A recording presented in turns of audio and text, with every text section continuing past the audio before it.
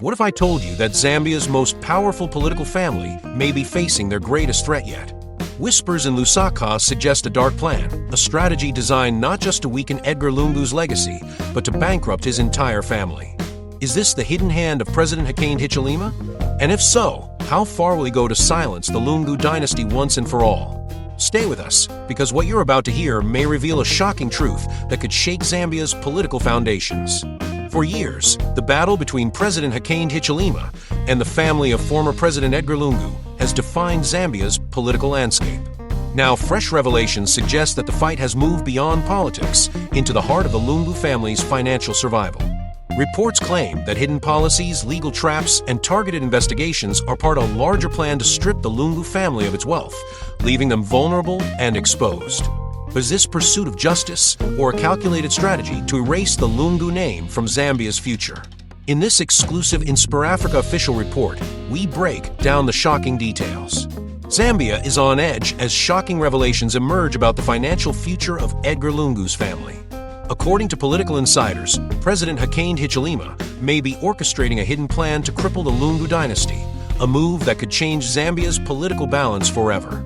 Is this about justice, corruption, or pure revenge? Why is the Lungu family being pushed into financial ruin? And what does this mean for the future of Zambian politics? In this exclusive InspirAfrica official documentary, we uncover the dark secrets, hidden strategies, and high-stakes battles that may decide Zambia's future. The hidden fortune in every political dynasty, wealth is both a shield and a target. For Edgar Lungu, Zambia's sixth president, whispers of hidden riches began long before he left State House. During his presidency, critics claimed that the Lungu family accumulated vast assets, luxury homes in Lusaka's exclusive suburbs, vehicles worth millions, and even rumors of offshore accounts. To his supporters, these were the spoils of hard work, gifts of loyalty, or the rightful rewards of a president. But to his opponents, they were symbols of corruption, excess, and betrayal. Behind closed doors, reports began to circulate of mansions built in leafy neighborhoods, expensive cars imported through middlemen, and businesses quietly registered in the names of relatives. The picture painted was not just of a politician, but of a dynasty carefully protecting its wealth in plain sight. When Lungu left power in 2021, the mystery only deepened. Some claimed that properties were swiftly transferred to avoid scrutiny. Others whispered about cash being smuggled abroad in the chaotic months after his defeat. The truth remains buried under layers of secrecy, accusations, and half-truths. But here lies the danger. In Zambia, the line between justice and politics is razor-thin. For HH and his government, uncovering the Lungu family's fortune could mean exposing corruption, reclaiming stolen assets, and restoring accountability. Yet for the PF, it feels like nothing short of persecution, a deliberate effort to humiliate and dismantle their legacy. And so, the Lungu fortune is no longer just about money. It has become a weapon, a symbol, a battlefield where justice, revenge, and survival collide. Did Edgar Lungu truly build an empire of hidden wealth? Or has that empire been exaggerated, twisted into a political tool by those who now hold power? This is the mystery that begins our story. The story of a family under siege, a fortune under the microscope, and a nation caught between truth and propaganda. Because sometimes the most dangerous thing a family can own is a secret. The rise and the enemy's Edgar Lungu's rise to power was nothing short of extraordinary. A quiet lawyer, once known more for his humility than his ambition, suddenly found himself at the center of Zambia's political storm. When President Michael Sata died in 2014, chaos gripped the Patriotic Front. Rival factions clashed for control, and the future of the ruling party seemed uncertain. Out of that storm emerged Lungu, not the most powerful, not the loudest, but the man who managed to unite the warring camps, at least for a moment. His victory in the 2015 by-election shocked many. Here was a man who had been in the shadows, now elevated to the highest office in the land. To some, he was a symbol of stability, a leader chosen to keep the PF intact. To others, he was an accidental president, propelled more by circumstance than by vision. But with power came enemies. Old allies who felt sidelined, business elites who lost influence, and opposition figures who saw in Lungu a leader vulnerable to mistakes. His critics accused him of tightening his grip on institutions, using state power to silence dissent, and surrounding himself with loyalists rather than reformers. Even within PF, fractures deepened. Some felt Lungu's inner circle, including family members, grew too powerful, too wealthy, too untouchable. Whispers of favoritism and corruption stained his presidency, while his opponents claimed Zambia was sliding into authoritarianism. Yet Lungu was not without his strengths. He was charismatic in a quiet way, relatable to ordinary citizens, and often portrayed himself as a man of the people. That image helped him win re-election in 2016, though not without controversy. But every rise creates shadows, and in those shadows, enemies wait. Some in politics, others in business, and still others in the international community. Today, those enemies appear emboldened. With Lungu out of power and his family's fortune under attack, the question remains, are these legal battles about justice, or are they the revenge of those who once stood in his path? Edgar Lungu's rise gave him power, but it also created enemies who would one day come for everything he built. HH's secret files. Every presidency has its secrets. But in Zambia today, whispers grow louder that President Hakainde Hichilema has been quietly collecting more than just state intelligence. Some claim he holds a trove of secret files, documents, testimonies, and leaked records, all pointing toward one target, the Lungu family. Since taking office in 2021, HH has made one promise clear: to fight corruption. Almost immediately, investigative agencies began probing deals signed under the Patriotic Front. Court cases followed, properties were seized, and whispers of hidden evidence spread like wildfire. Behind the scenes, insiders allege that dossiers exist, thick files detailing how Lungu's allies and family members moved money, registered companies under proxies, and shifted assets abroad. Some even believe international partners, eager to see Zambia's debts reduced, supplied intelligence to strengthen HH's hand. But what's inside these supposed files? Are they genuine evidence of corruption, or are they politically crafted narratives designed to destroy a rival dynasty? For HH's supporters, the answer is clear. They see him as a reformer, finally exposing years of abuse under PF rule. If you have nothing to hide, you have nothing to fear, they argue.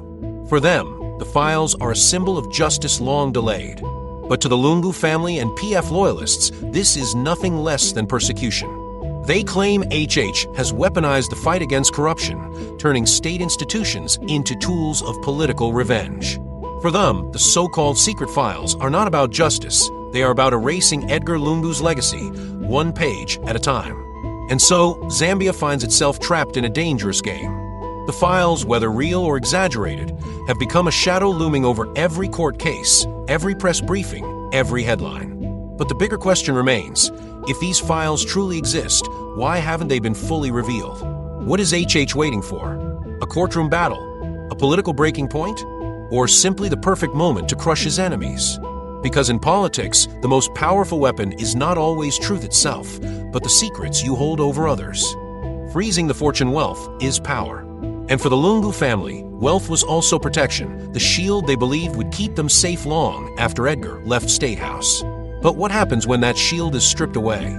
Almost immediately after HH took office, the state began targeting the Lungu family's assets.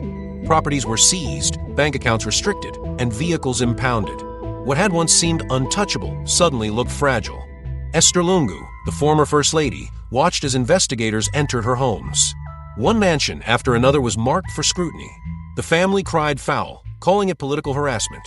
Yet the government insisted it was justice, claiming the properties were acquired through suspicious means. The effect was devastating. For years, the Lungu dynasty projected strength, wealth, and influence. Now, with every frozen account, every seized title deed, that image crumbled. Friends turned cautious, allies went silent, and whispers of betrayal filled Lusaka's corridors of power. But here lies the dilemma. Was this truly about fighting corruption, or was it a calculated strategy to cripple the PF by dismantling its wealthiest symbol? For HH, freezing the fortune sent a clear message. No one, not even a former president's family, is above the law. But for the PF, it felt like humiliation, a deliberate attempt to bury Lungu's legacy under the weight of public shame. And the danger grows deeper. By attacking the fortune, HH risks creating martyrs out of his enemies. For many Zambians, the sight of former leaders being stripped of wealth sparks not satisfaction, but sympathy. If it can happen to them, some ask, can it not happen to us too? In the end, freezing the fortune was not just about money. It was about control. A struggle between two visions of Zambia. One that sees justice in seizing what was taken, and another that sees revenge hidden behind the law.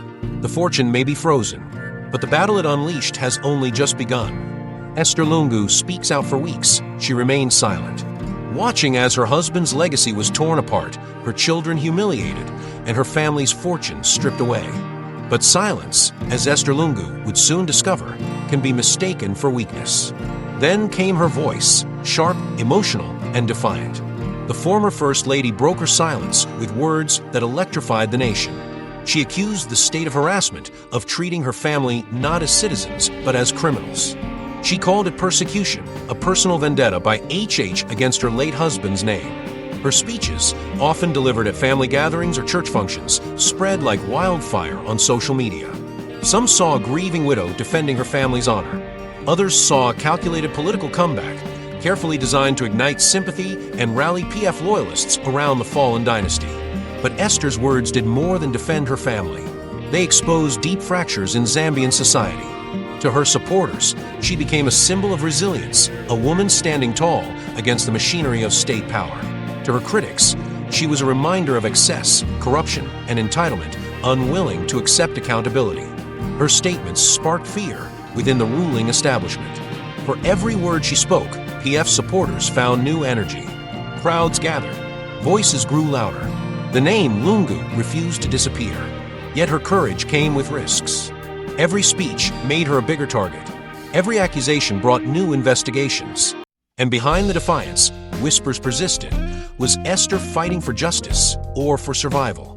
For HH, Esther's voice posed a unique problem. Silencing her would appear cruel, yet ignoring her gave her words power.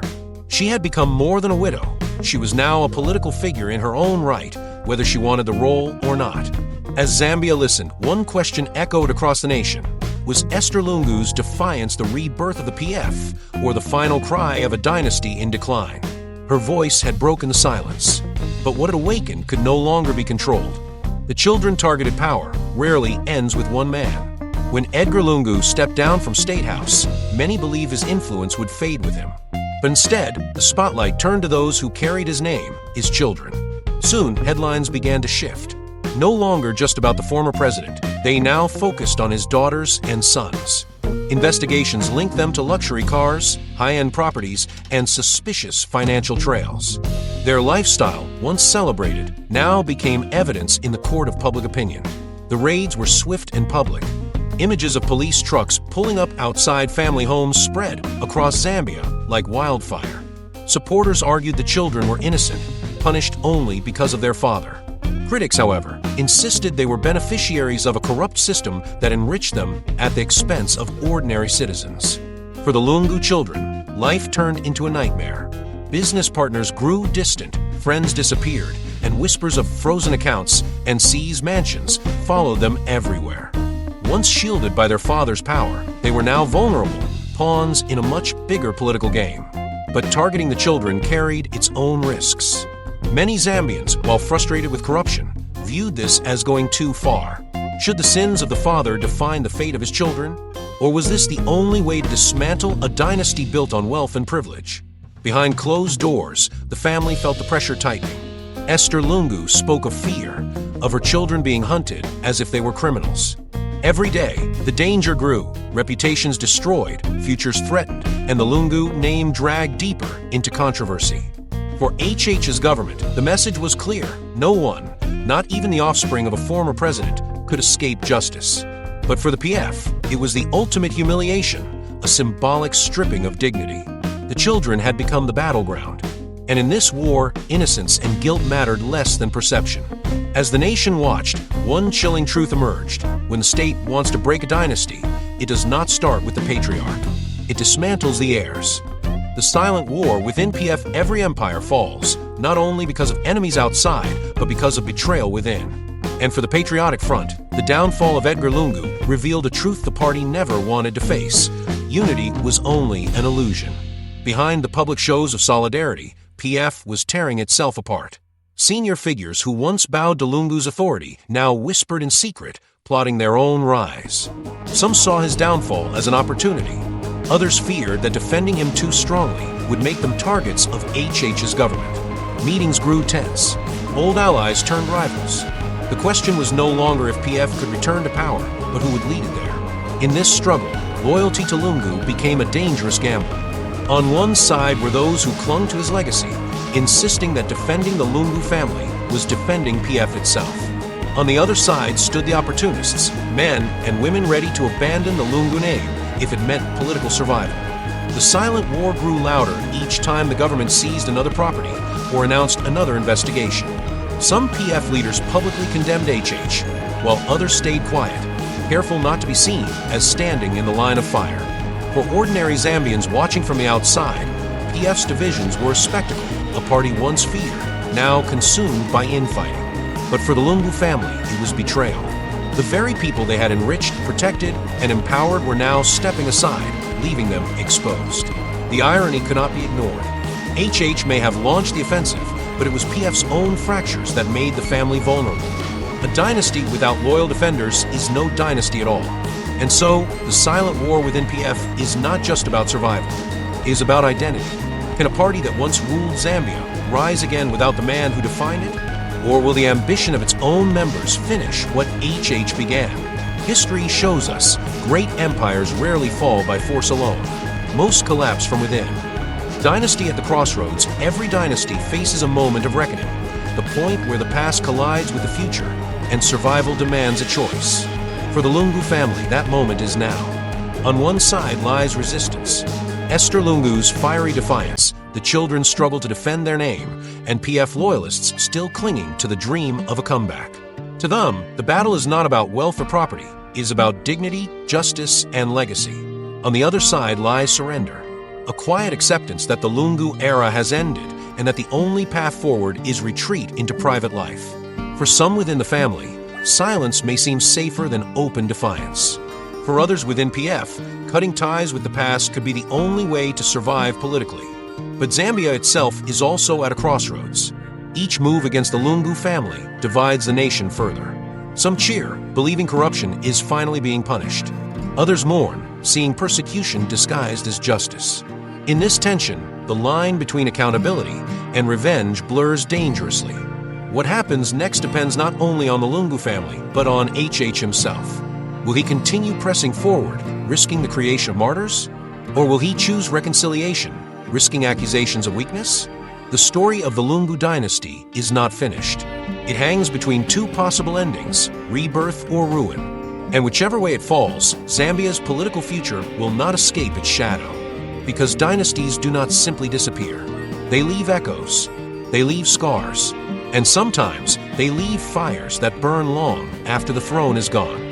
For Edgar Lungu's family, the crossroads is clear. But which path they take, and which path Zambia follows with them, remains the question history will answer.